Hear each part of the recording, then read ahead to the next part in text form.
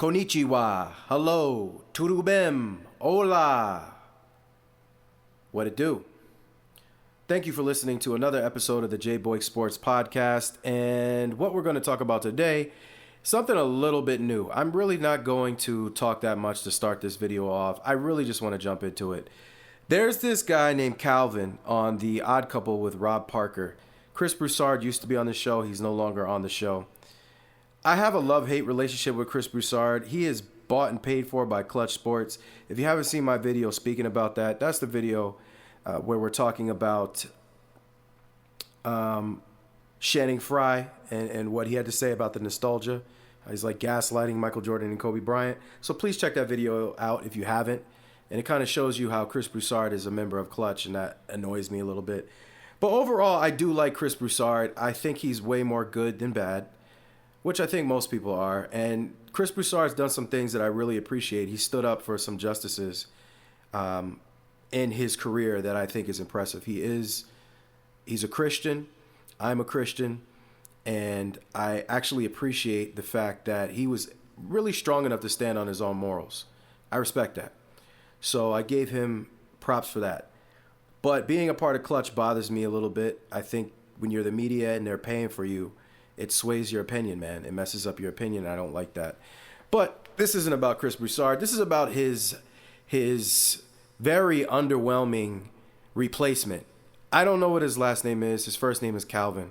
Before I ever started this channel, I would listen to The Odd Couple, and I really, really, really can't stand this guy. Now, do I want bad things to happen to him? Absolutely not. I hope he has a family. I hope the family prospers. He's making good money by doing this. He's got a great opportunity with Rob Parker, who's been in the business for literally, forever, decades. And so he's got a good opportunity. However, when he talks, I want to find a bridge and jump headfirst. And I don't care if there's water down there. There could be, there couldn't be. At that point, it doesn't matter. That's what Kelvin does to me. This man is the ultimate gaslighter supreme. This guy is another gaslighter. The gas is insane, right? Insane. Do not light a match. You will blow up. Boom. You're done. You're done when Kelvin's around. You're done.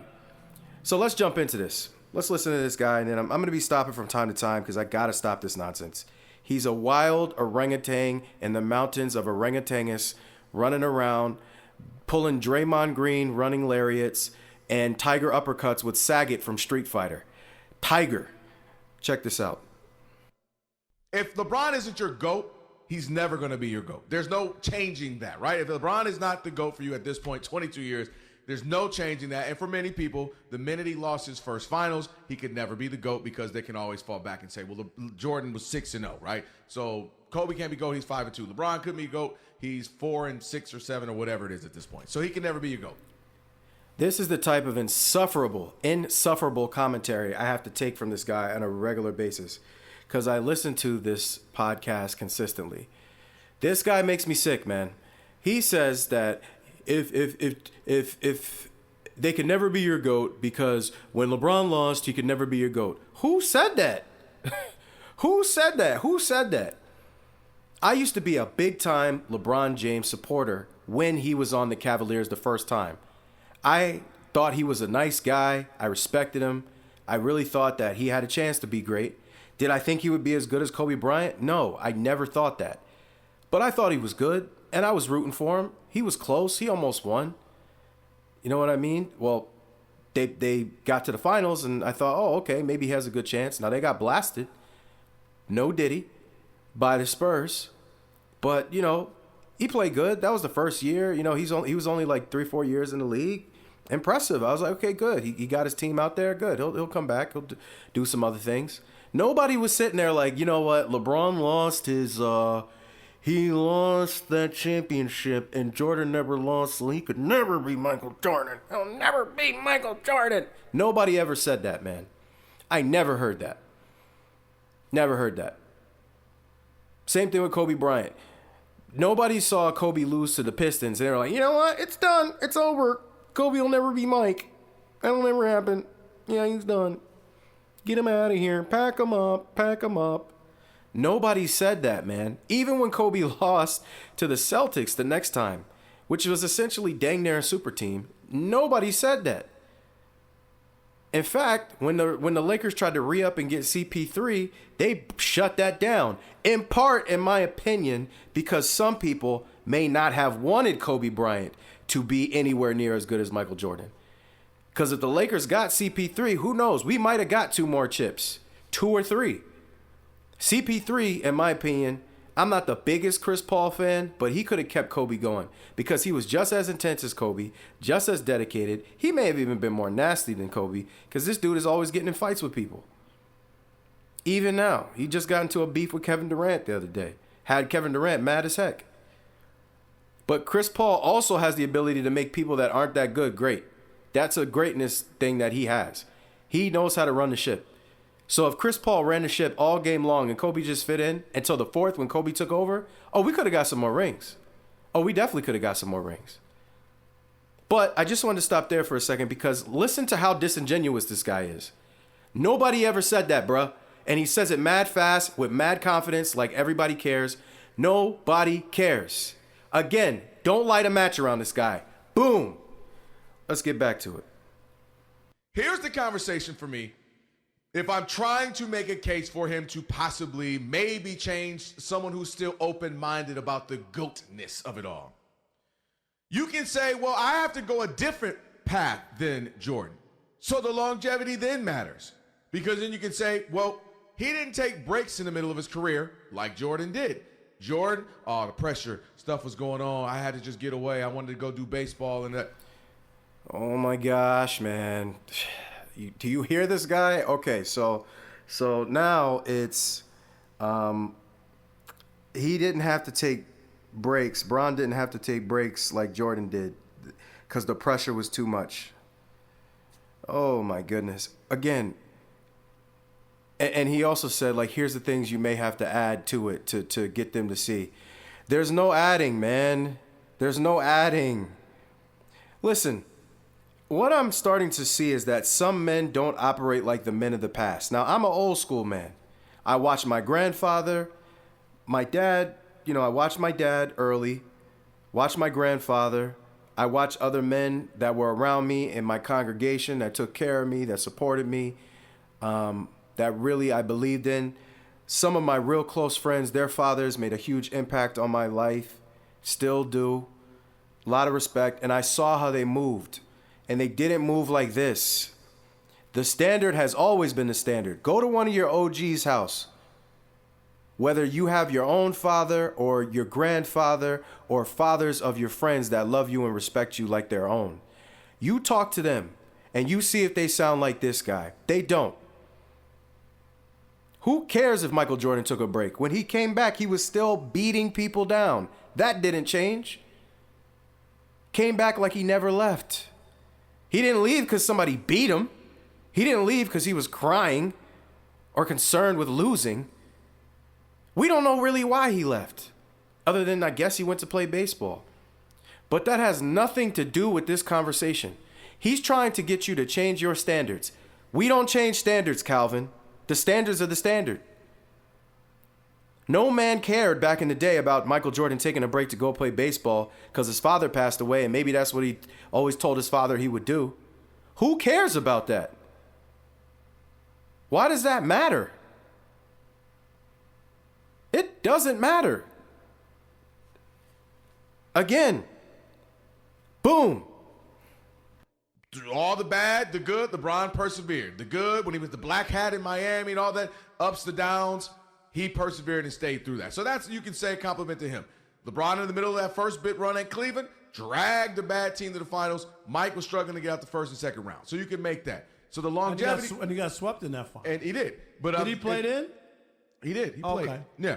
So where you can try to make a case if you're LeBron, why the longevity matters, why you can try to do things is, in this run, he's done stuff that no one else has really done.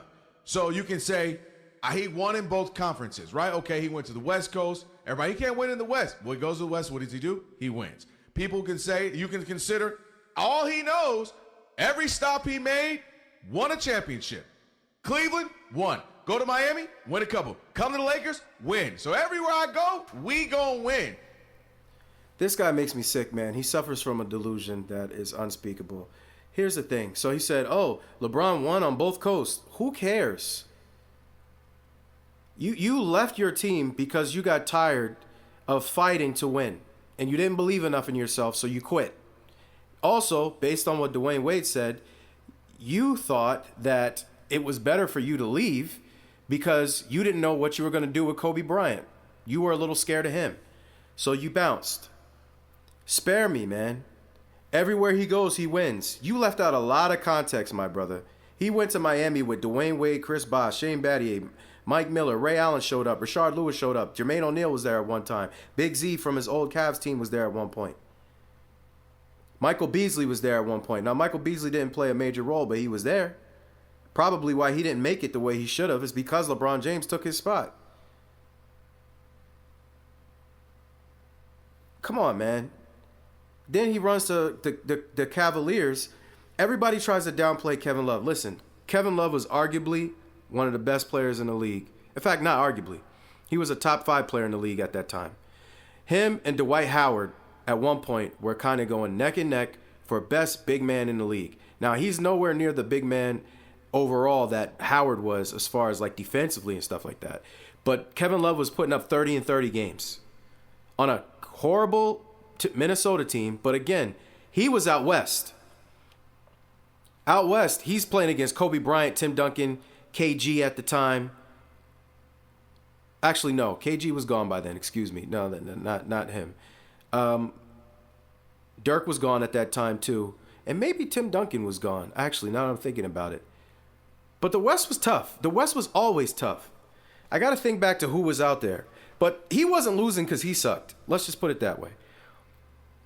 Kyrie Irving was already there. And again, they got Kevin Love because they traded the number 1 pick. And at the time, Wiggins was supposed to be this generational talent. But as you can see, no offense to you, Wiggs. I know you lost your father recently, and that sucks, man. I'm sorry for you, brother. But I don't know how much Wiggins really, if he really, really loved basketball like that. He seems like a nice guy that, wanted to be really good, is pretty good, but it's just not consistently there. And, I know he's been going through a lot emotionally recently, but, at the time when they were picking him up, he was supposed to be a new generational thing. He could have been LeBron's Scottie Pippen, but he decided to let him go for Kevin Love, right? Then he runs back to the Lakers, and you thought he was going to go there and actually train up a young team all by himself? No, he traded all them ninjas so he could come and pick up Anthony Davis, who at the time was, again, like a top 3 player. Anthony Davis has been a top 10 player for the last few years. When he's healthy, nobody's better on offense and defense. Not even Giannis in combination. Now, Giannis may be the better player, but as far as the talent, Anthony Davis is probably more talented as far as overall ability to do a lot of things at a high level. As far as skill, I'd say skill-wise than Giannis. Giannis is a monster, no doubt. But as far as like straight skill, I would say AD is a little bit more talented in straight skill. Both of them are elite, in my opinion. But you thought LeBron was just going to go there and hang out by himself? Heck no. So he's saying he won on both coasts. Everywhere he goes, he wins. Oh, my bad, because he's not going there with the ideas of trying to get some type of super advantage over everybody else. Imagine the best player in the league, supposedly, every year for however long, but always looks to have the biggest advantage and the most help. And you want to use that argument. Why don't you just say that? He's put himself in the best situations to be winning and still has lost 6 championships. But let's let Kelvin keep cooking. I can't stand this guy, man. Again, I don't want nothing bad to happen to him. I hope he gets his money. He's in a great situation, a better situation than me. He making money. Okay? But this man drives me nuts. His rhetoric and his nonsense, his propaganda knows no bounds. He can hang that for himself. You can say he's dragged teams where didn't have a bunch of talent. You can say he's had teams with a bunch of talent. You can say, man, he's the pass first guy, yet he has higher points per game than Kobe Bryant. Points per game, not total points. Points per game when we think of LeBron as a pass first guy, and now he's the all-time leading scorer. So I'm agreeing. He can't surpass and be the GOAT for me. I just think he's right. You know my theory. GOAT, best player, that's a top topic for another day. But I'm just simply saying, if you're LeBron, and if there's any inkling of a way, he has to do it in a different way. He has to do it because I can say I won at every different stop. He has to do it because he said I can win in both conferences. He has to do it because I'm a pass first guy and I have all the all-time scoring stats. Yet y'all say I'm pass first. So am I Magic or am I Jordan? And you get what I'm saying? Like the only shot to maybe change someone's mind is to get a bunch of accolades and to say I did it, Frank Sinatra, my way. Again, this is nonsense. He's blatantly saying you need to change the standards so that you can be the best. What is this, man? What this is not manly. I'm sorry. If you're a man listening to this, you don't have to agree with me, but what man changes the standards so that another man can be on top? Pause. Why am I changing the standards so that you can be there? This is participation trophy type stuff. We don't give participation trophies. Our fathers, the good ones, and the good men in our lives did not raise us to be participating and getting trophies for just showing up. You get some credit for trying, don't get me wrong, but the top-notch awards go to the people that made the top-notch sacrifices and were actually at the top. You may not be the best. That's okay. You could be the best at something else. I can sing. A lot of people can't sing. You may be better than me at baseball, but I can sing. Can you sing? And I'm not saying we're doing this tit for tat thing all the time on everything, but you don't have to sit up here and convince people that you're something that you're not. You either are or you aren't. This guy's talking about changing the standards to try and convince people this is your only shot at it. It either is or it isn't. Why is it that the standard didn't change for anybody else, but we've got to change it for LeBron James? That's my issue with this. And Kelvin is one of those people that does that. It's blatant. You are literally trying to change things and help him change things so that he can be on top. But you know he's not really on top. So why are we even playing this game? All the other players that have ever played in the NBA, there's some great players, man. Jerry West is one of the best players of all times. He's the logo. R.I.P. Jerry. We miss him. I miss him as a Laker. Lord knows I miss that guy. His basketball knowledge was immense. Put together some of the best teams you'll ever see in your life. Jerry West lost like what, nine NBA Finals? What was he, 1 for 9 or 1 for 10? I think he was 1 for 9. So he lost 8 NBA Finals. He's the logo, but you never hear him in the GOAT conversation because he lost those. Did that make him give up and never do anything else? Again, he was an amazing GM. He had a lot more left to give, and he gave it everything he could. He just didn't win. That's fine. So he's not the GOAT. That doesn't mean everything ends for him. It's like LeBron and his fans cannot not be the GOAT. LeBron James is an amazing basketball player. He's one of the best we've ever seen. He's done things that nobody else will ever do. That is all true. But it's also true that he may just not be the best basketball player we've ever seen. What's wrong with that?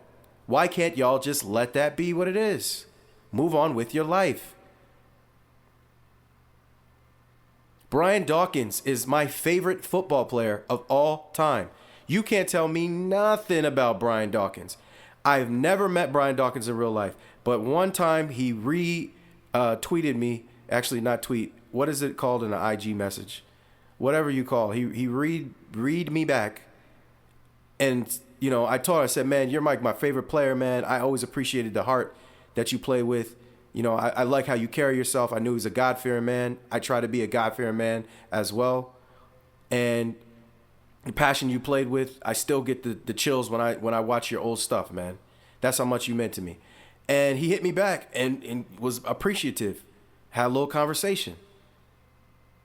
But if somebody said to me, Ed Reed was better, and they have facts to prove it, they can say Ed Reed has 2 Super Bowls, I believe, then I can't really say much about that.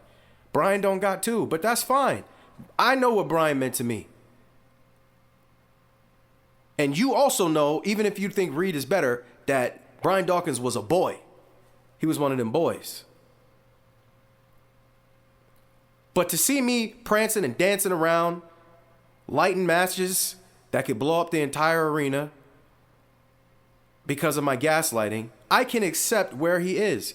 I'm sure Brian Dawkins can accept where he is as far as not getting that ring. I'm sure that sucks. He deserved one. He was that talented. We came close. Still hate the Patriots because they cheated around that time, supposedly. I think they cheated us. But again, I don't need to work miracles for what Brian Dawkins meant to me and what he meant to the game, what he meant to the Philadelphia Eagles. He's a legend. His legend will live forever as long as the Eagles have a brand. Why is it not like that for these LeBron James fans?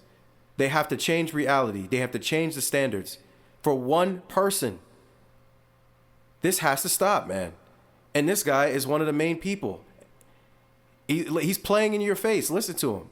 Let's see what else he got going on here. But the only issue is he has the most losses in the NBA Finals by a former MVP. No one has lost 6 times. I mean, I'm talking about of a former MVP, and I think that's something that he holds on to. He's done a lot of losing, whether you want to blame it on, because here's the argument I have with that. He dragged a bad team to the finals. Had they won, ain't no way anybody would be like, oh my God, let's not count it because he had a bad team. You know, he was in the finals. He was. Okay? So you would count it if he won. 100%. You can't take it away and act like it doesn't matter because he lost and he didn't have a good team. That doesn't make any sense. I'll tell you why. Tell you why those types of things can make sense for me. Because I look at it as from a general manager standpoint. And sometimes I'm going to draft somebody that we thought was going to be good, and they're not. Sometimes we're going to trade for somebody that we thought was going to be spectacular, and not. Sometimes we're going to have somebody spectacular, but they get injured. I love the idea that every single season, the expectation for you is to go minimally to the finals. And LeBron is really the only player to me throughout probably after year 2 or so in his career, the expectation was the finals. Kobe Bryant didn't have expectations. He might have wanted to go, but when you saw Smush Parker and Chris Mims, you had 0 expectations for him to get to the finals. This guy just keeps talking and talking and talking and talking out of his behind. Listen, man, now Kobe didn't have expectations when he had a bad team. These are the same people that will tell you Kobe Bryant lost when he had a 3-1 lead to the Suns, and Heat's team was a 7 seed, and the Suns were, what were the Suns? The Suns were like the 2nd or 1st seed that year. And all people that want to talk about that want to bash Kobe Bryant is, oh, he lost.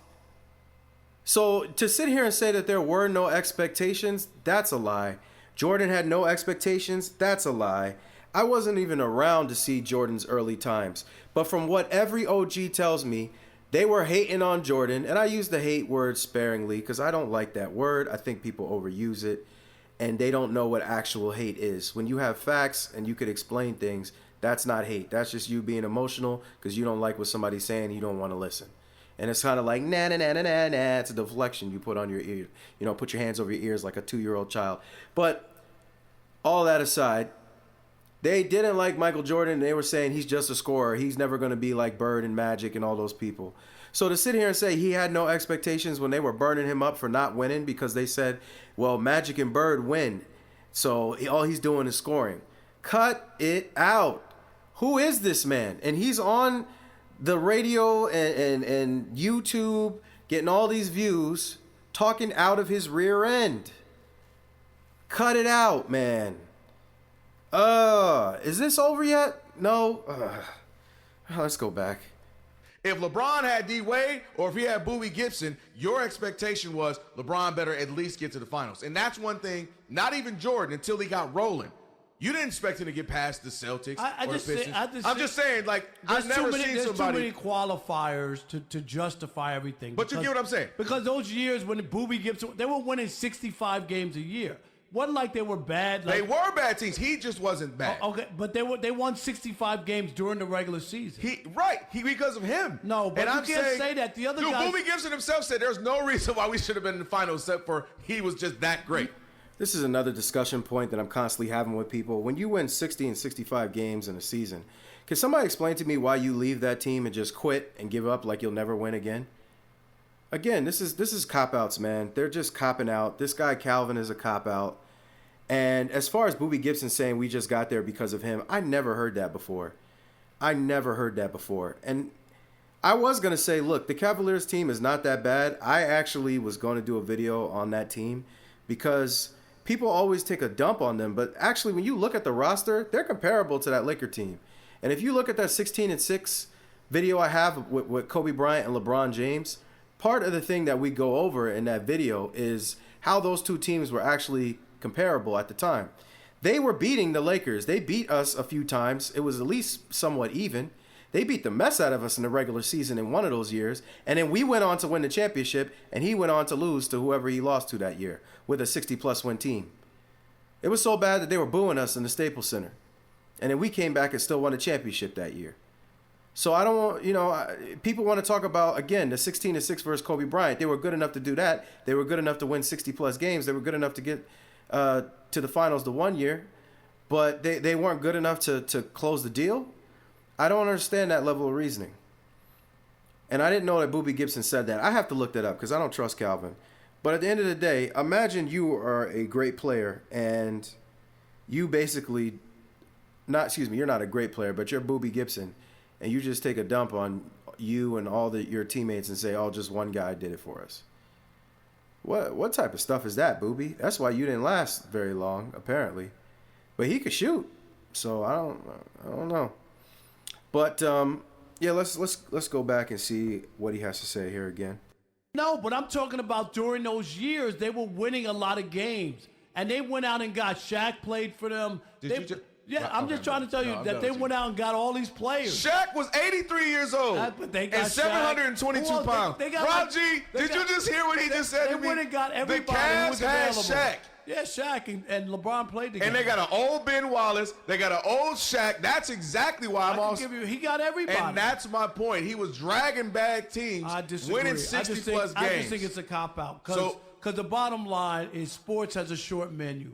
It's wins and losses. I ain't mad at you, but all I'm saying, got too many losses. In the history of the NBA, nobody who you consider to be the greatest of all time that's a fair point. has that many losses. I'm sorry, not in the big moments. I just don't believe it. Rob, there's nobody else in NBA history who, for about a 15-year run, your expectations were minimally defined. Kobe, after Shaq, you had no expectations for 3 or 4 years. Yeah, it's because... And whether his team was loaded or not loaded, your expectations, whether you were a fan or not a fan, were for him to get to the finals. I've never seen that.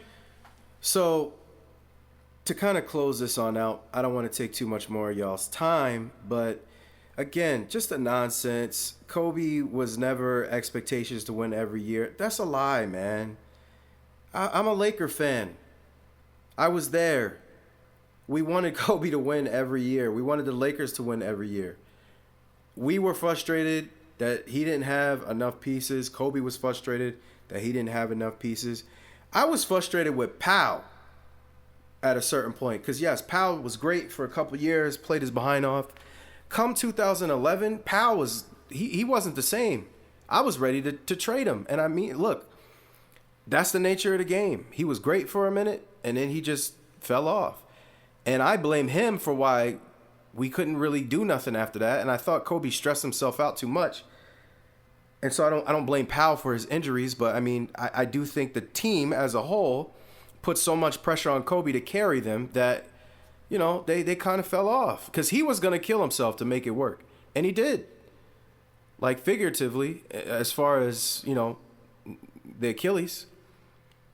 So this guy's gaslighting, man. He's lighting matches, blowing up stadiums.